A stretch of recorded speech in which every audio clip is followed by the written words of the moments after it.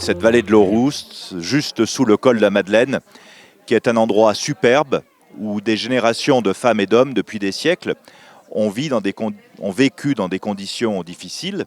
Et on sait qu'il y avait d'énormes avalanches, 5 couloirs.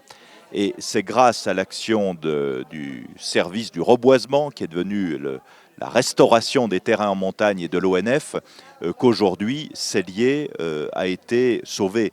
Donc ce sentier est formidable parce qu'il montre tout ce travail opiniâtre depuis maintenant bientôt 70 ans qui fait que Cellier a pu vivre. C'est un hymne à la force que les hommes peuvent avoir lorsqu'ils savent s'unir et trouver des solutions créatives et innovantes.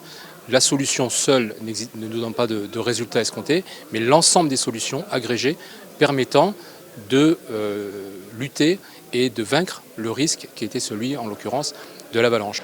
Après, dans le traitement de ces avalanches, on a à peu près tout ici. On a des avalanches comme la grande avalanche qui ne sont pas traitées autrement que par la fermeture de la route du col de la Madeleine.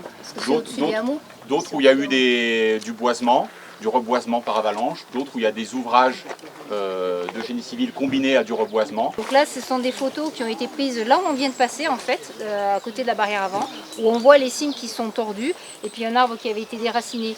Plus loin sur le sentier, il faut savoir que les arbres en travers, en général, on les coupe. On explique que les jeunes arbres, avec la neige qui s'accumule l'hiver, au bout d'un moment, la neige aplatit l'arbre quand il est suffisamment souple. Quand la neige fond, l'arbre se redresse, et ça plusieurs années d'affilée, et l'arbre garde la trace. Pour ceux qui le savent, il y a eu un gros éboulement sur la route dite de Combelouvière en 97, mais jusqu'en 97, pour certains hameaux, la route qui allait à Combelouvière, puis Doucy, faisait un échappatoire. Une fois que l'avalanche, Monsieur Fernand Léger, c'était La Roche, l'avalanche de La Roche, quand elle était tombée, il y a certains hameaux qui pouvaient être évacués par la route de Doucy en fait. Le seul bémol donc, pour s'échapper vers la vallée par la route de Combelouvière, c'était encore ces 3 couloirs d'avalanche. Il fallait encore que ces 3 couloirs ne soient pas descendus pour qu'ils puissent utiliser la route. Donc c'était quand même très compliqué pour pouvoir l'hiver circuler vers le bas. Donc c'est sur le plan, on voit les 5 hameaux entourés des 15 couloirs qui sont numérotés. Et donc on reprend ici un petit peu les différents secteurs d'avalanche avec encore une fois quelques dégâts. Et ici vous avez la réponse sur comment ont été faits les textes qui sont sur les bornes. Je vous laisse deviner laquelle est la grande avalanche, celle qui a fait 7 morts. Et si on regarde, alors celle-là c'est celle où il y a eu 2 morts en 1870. Celle-là, la grande avalanche, elle avait aussi dévasté une église. On va traverser un certain nombre de couloirs, peut-être une dizaine là, mais si on ne sait pas qu'on est dans un couloir, on ne voit pas. Donc on traverse des combes et c'est tout. Donc pour matérialiser les couloirs, on a mis à chaque fois des petites planchettes à l'entrée de chaque couloir.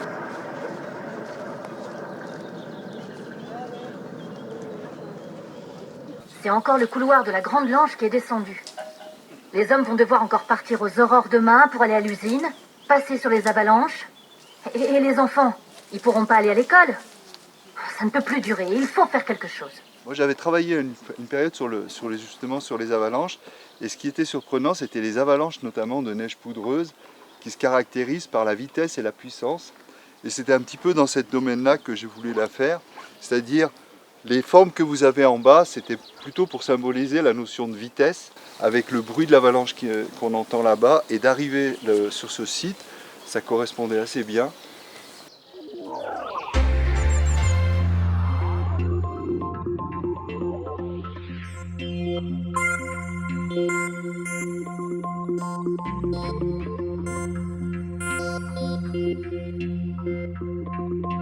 Thank you.